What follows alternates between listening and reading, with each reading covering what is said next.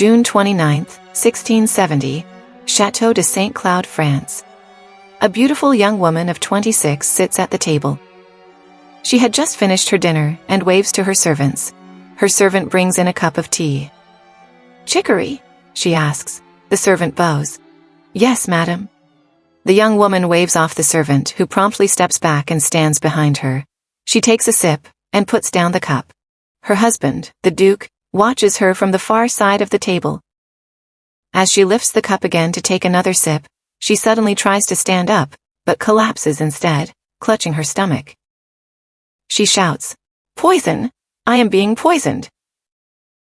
The young woman is Madame Henriette, younger sister of King Charles II of England, and sister-in-law to Louis XIV of France, through her marriage to his younger brother Philippe, Duke of Orléans.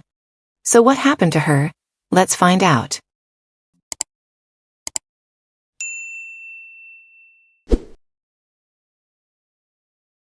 Louis XIV was the king who wielded the most absolute power, not only in French history, but also in world history. He is often said to be the king blessed with capable ministers. We have already introduced Colbert, who was instrumental in managing domestic affairs, finance, economy, and trade, allowing everything to run smoothly. He was one of the few ministers who could restrain the king, and he served as the last defense against Louis's extravagance. Louis also had many competent military leaders, with the most important being Louvois. Louvois was pivotal in establishing a modern standing army, leading significant changes in organization, personnel management, equipment, and tactics, creating the most powerful army in Europe with 300,000 to 400,000 soldiers. This military power was the backbone of France's hegemony.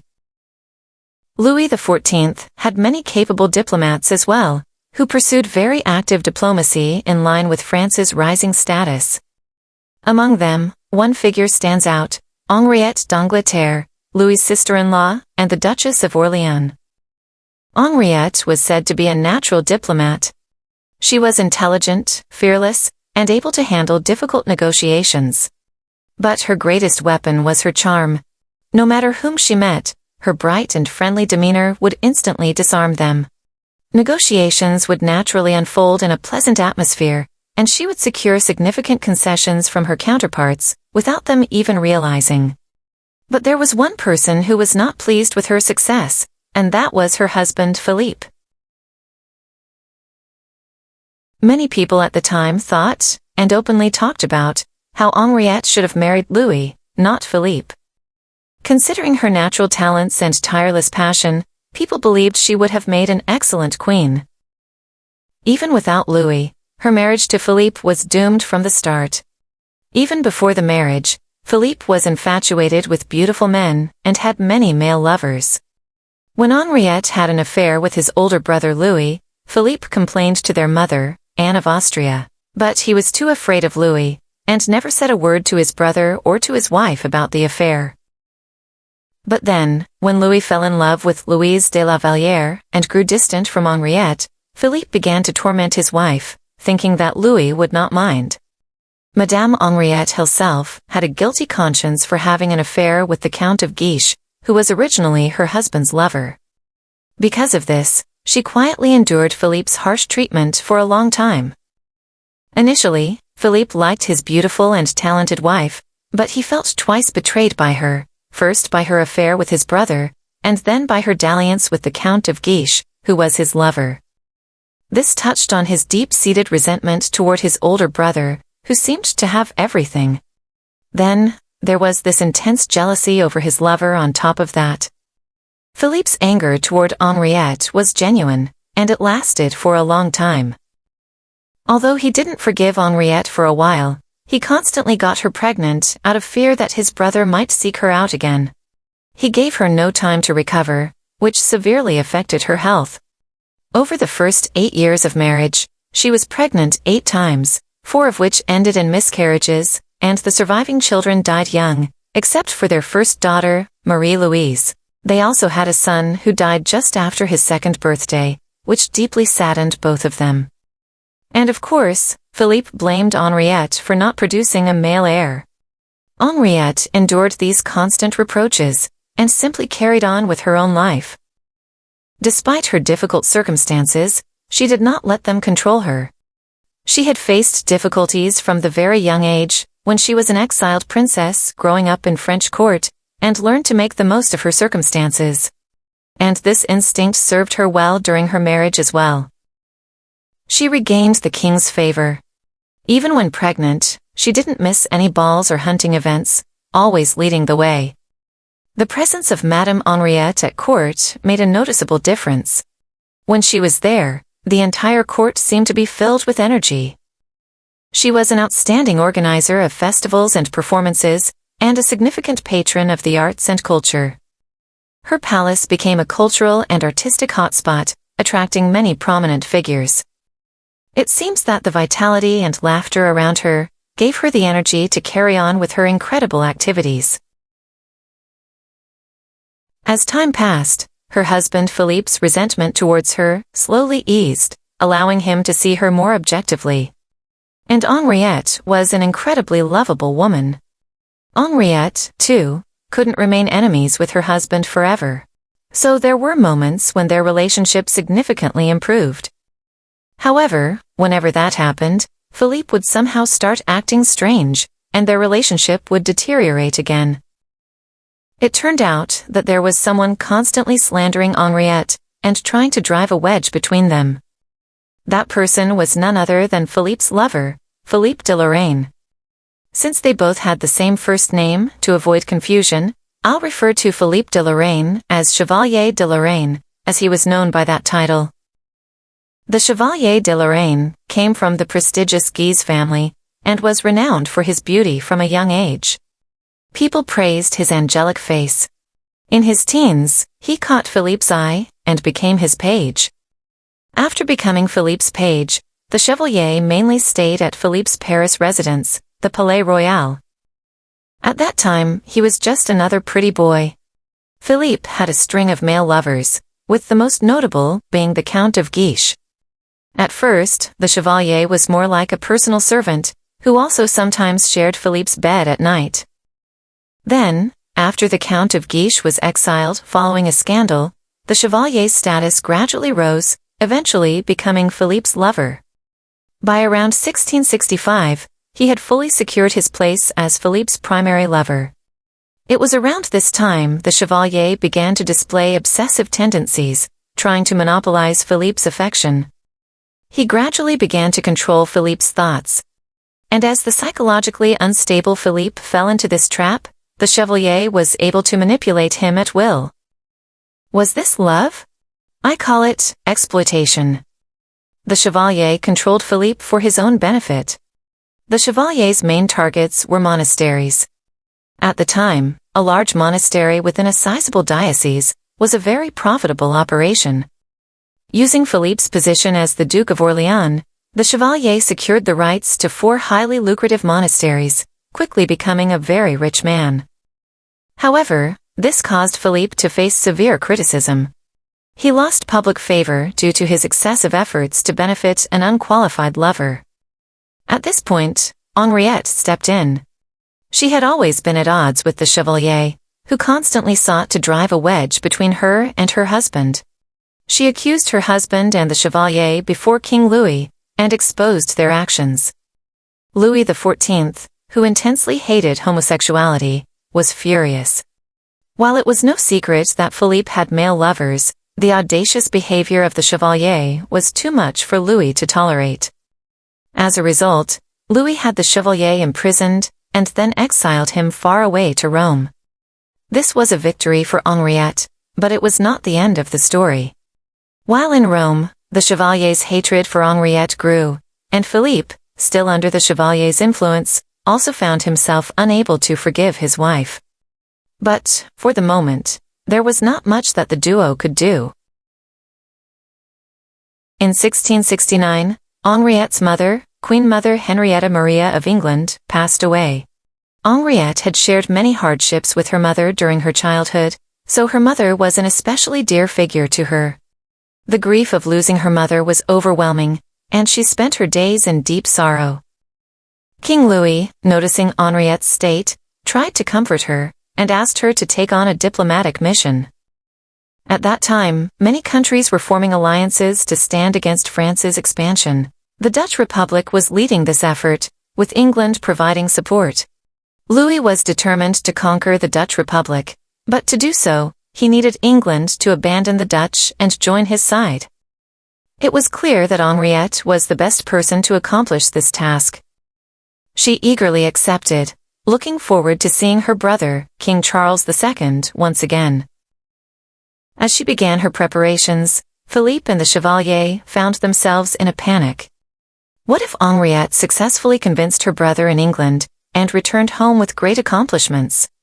She would undoubtedly gain even more trust from Louis, and in that case, she would not let the Chevalier go unpunished. The Chevalier's life was at stake. Philippe begged Henriette not to go to England, and even pleaded with his brother, Louis, to stop her, but to no avail. At that time, Henriette had just given birth to her youngest child, Anne-Marie. Despite this, Philippe desperately tried to make her pregnant again, thinking that if she were with child, it would give him a reason to stop her from traveling to England. But this attempt failed, sadly because Henriette's health was too poor for another pregnancy. In fact, Henriette's health had significantly deteriorated by then. She began experiencing severe abdominal pain and had increasing difficulty digesting food. By the time she was ready to leave for England, she could barely consume anything other than milk. Nevertheless, she made the journey to England in May of 1670. She reportedly felt somewhat better upon arriving in England. Henriette's brother, King Charles II, welcomed her with greatest affection. She was his baby sister, even from the time he spent 2 years in French court in his exile during the English Civil War. It was Charles II who had given Henriette her childhood nickname, Minette, and their bond was strong as ever. During their time together, they discussed the political interests of their two countries and negotiated a mutually beneficial agreement. England, which was struggling financially, would receive substantial funds from France in exchange for breaking its alliance with the Dutch Republic. The agreement stipulated that France would claim the land, while England would gain valuable ports. Henriette's diplomatic mission was not only a resounding success, but far exceeded expectations. She also secured a surprising concession. Charles promised to convert to Catholicism. Her achievements on this mission elevated her status at court once more, making her the star of the French court. King Louis XIV was so pleased with Henriette's success that he seemed ready to grant her any request. This put the Chevalier de Lorraine in a precarious position, as his life now hung by a thread. But, just days after her returning from England, things took a drastic turn. Henriette had just finished her meal and was drinking a cup of chicory tea when she felt an intense abdominal pain. Collapsing on the spot, she cried out, "I am poisoned!" She endured hours of excruciating pain before passing away in the early morning. She was only 26 years old at the time of her death. Her sudden death immediately aroused suspicion, with many pointing fingers at her husband, Philippe, and the Chevalier de Lorraine as the most likely culprits.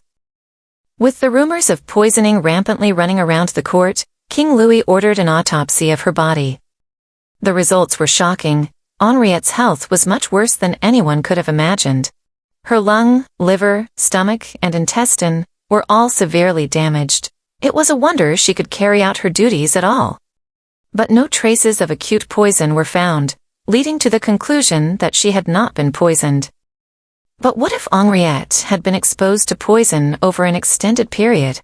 Her severe abdominal pain and digestive issues before her trip to England suggests that she may have been the victim of a slow and deliberate poisoning.